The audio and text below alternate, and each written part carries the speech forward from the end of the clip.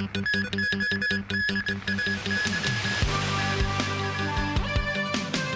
UK government plans to reinstate extradition ties with Hong Kong. CK Hutchison eyeing mainland investors for the Panama Canal ports deal. And Thailand and Cambodia agreed to an immediate ceasefire in their border conflict.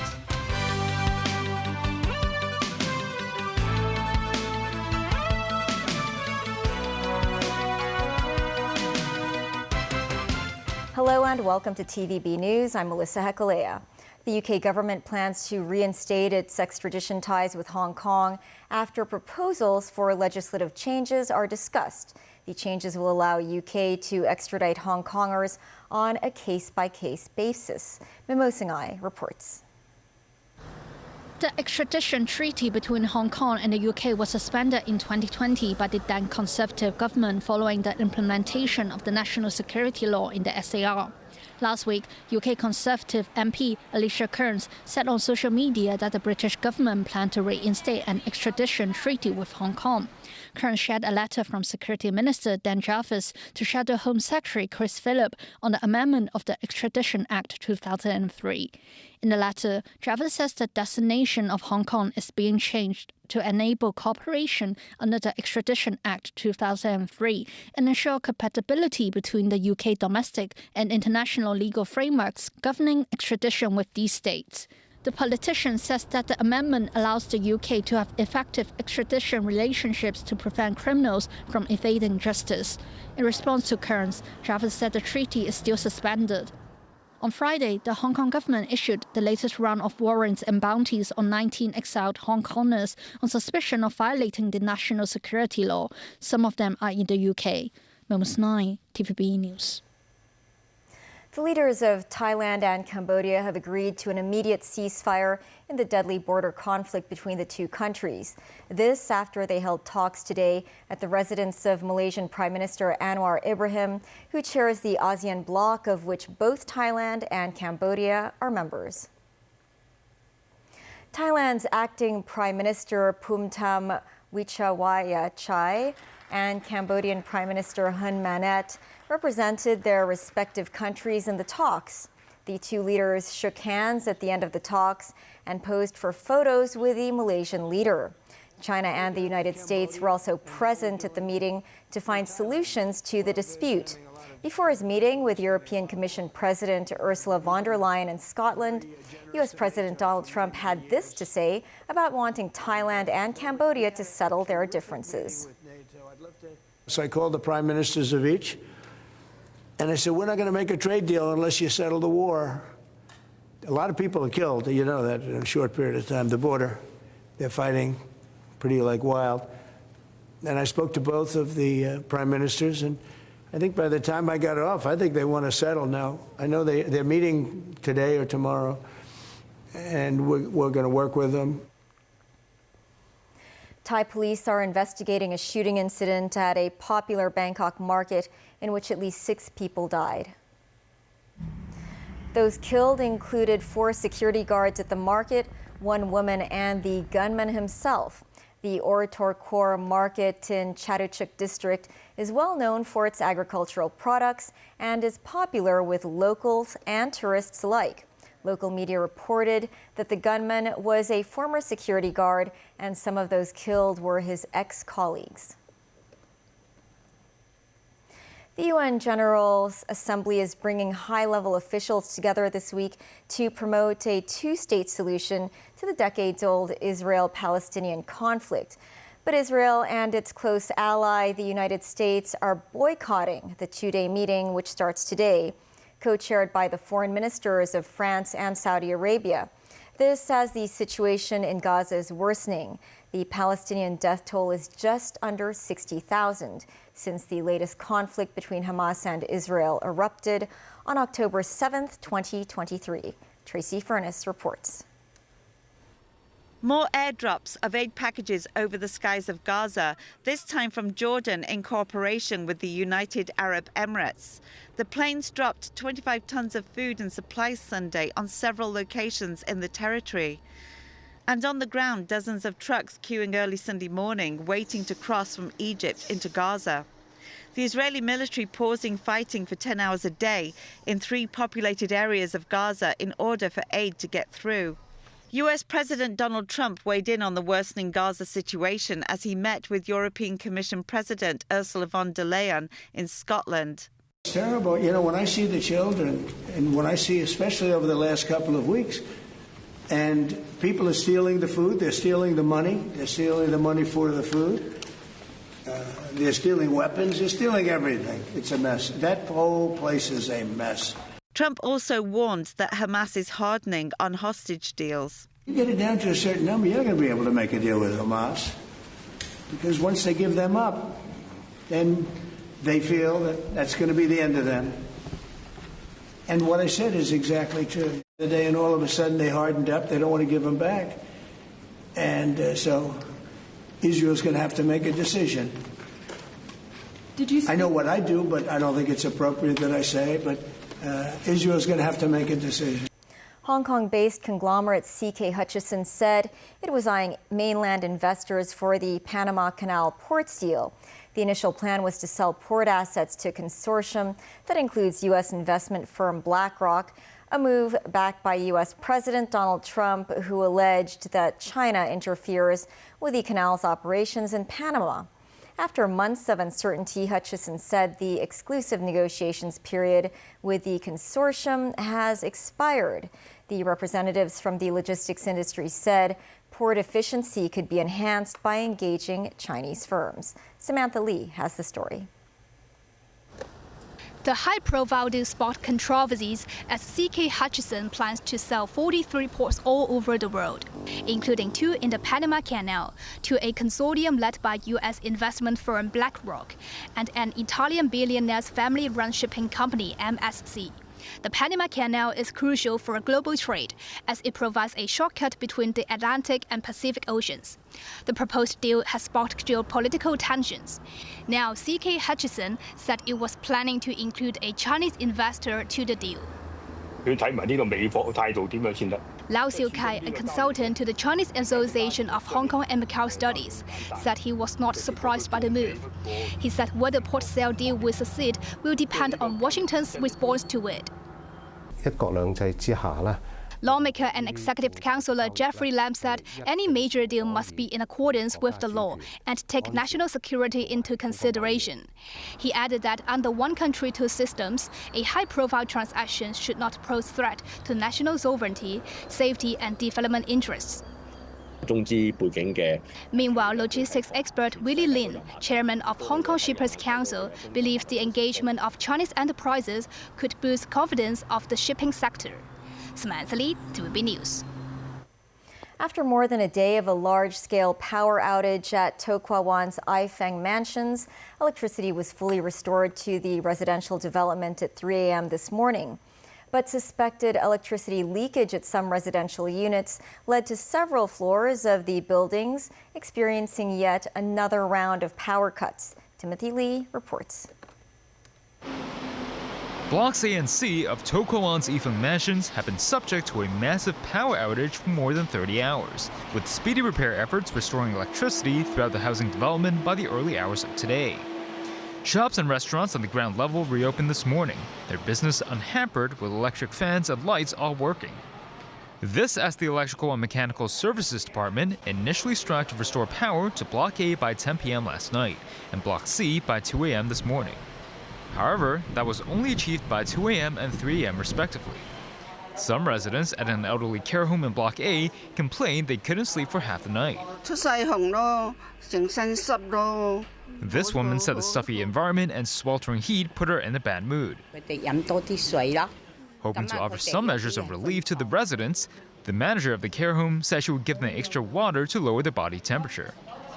But some residents' hopes for the return of electricity were dashed when several floors of Block A experienced another power outage earlier today. This resident said her floor lost power again at around 7 this morning, stressing that an electricity leakage in one of the residential units was responsible for it. Cal City District Councillor Kwan Ho-young, who has been offering assistance to local residents, wasn't sure how long the second power outage will last. He added that many volunteers and personnel from the Electrical and Mechanical Services Department are trying to find the source of the incident in hopes of promptly restoring power to the affected residents. Timothy Lee, TVB News. Still ahead, the U.S. and the EU avert trade war with a tariff deal. Shenzhen records its first case of chikungunya. And Shenzhen University founder and president Henry Hu passes away at the age of 105.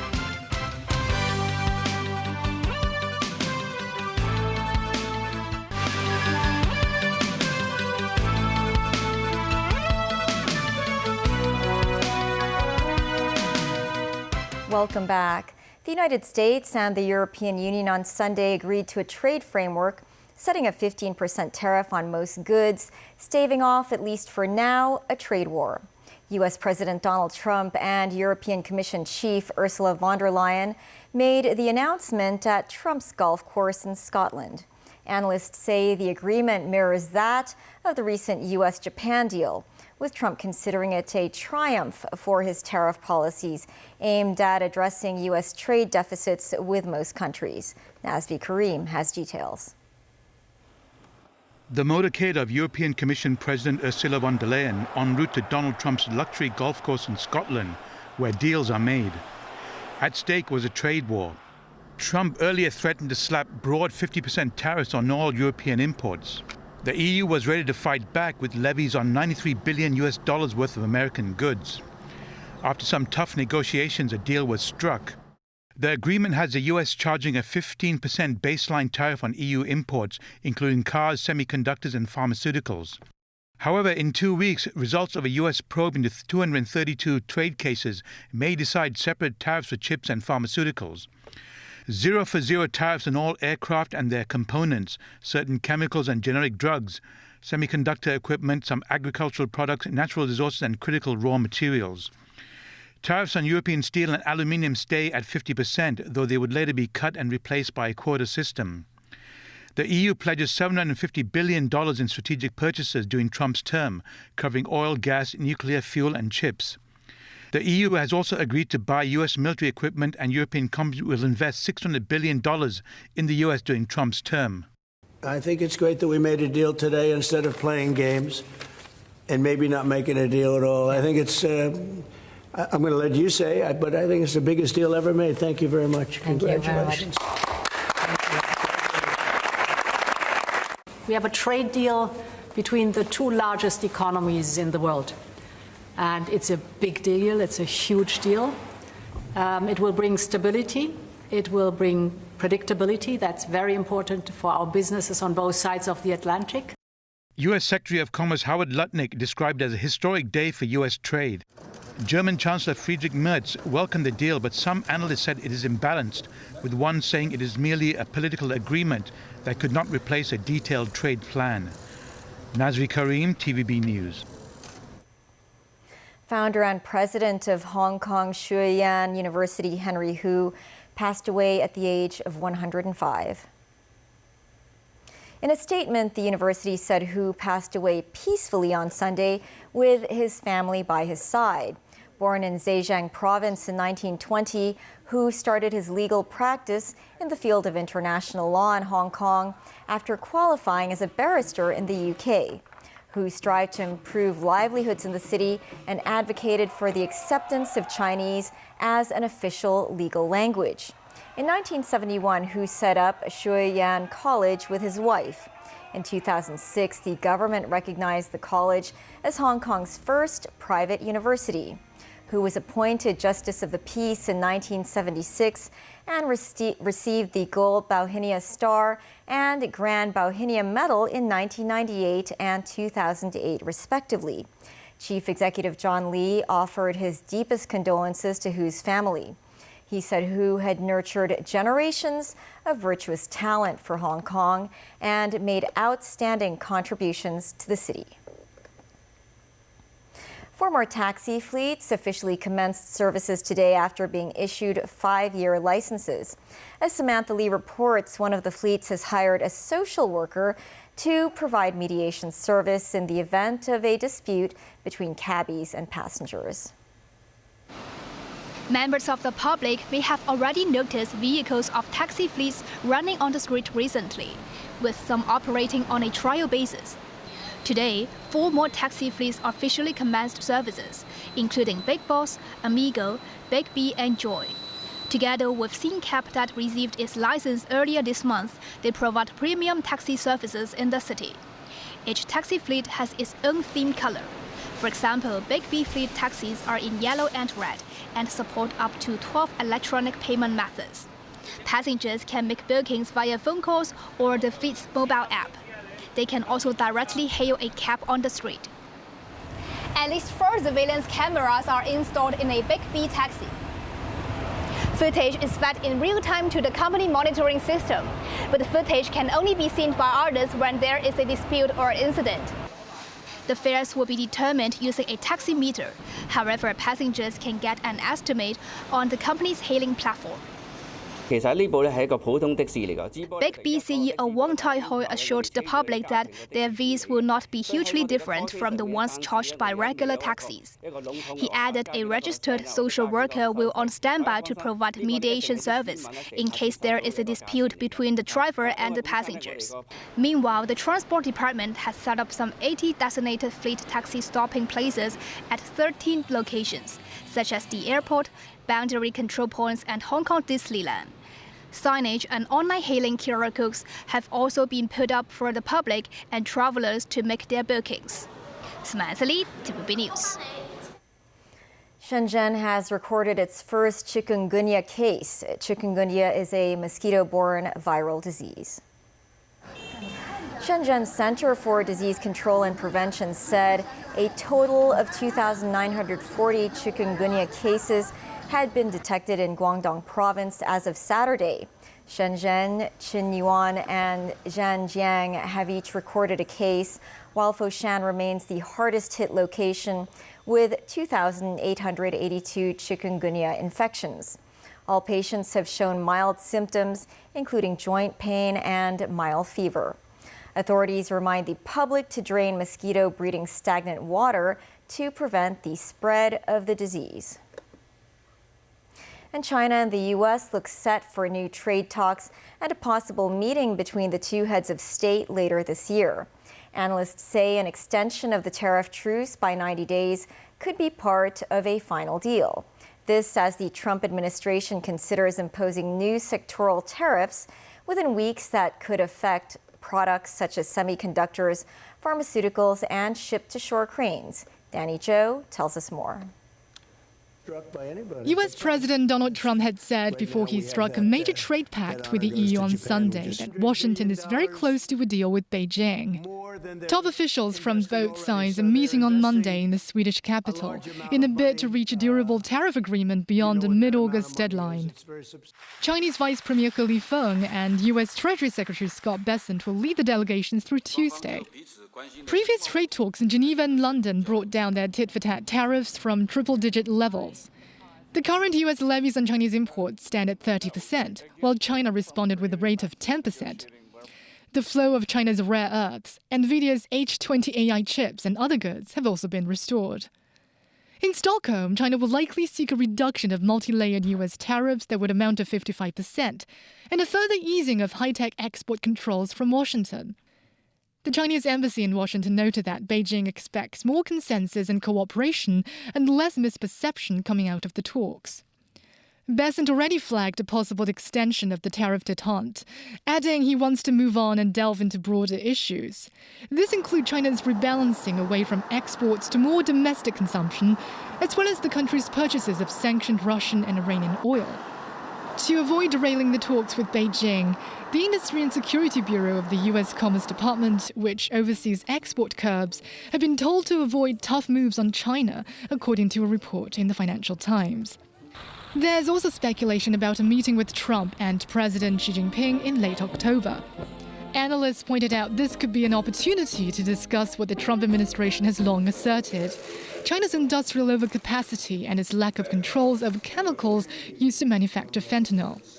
Yet, some experts hold the view that joint cooperation between the two largest economies is key to addressing many of the world's pressing issues. That's the news. Thanks for watching. Pearl Magazine is up shortly. See you then.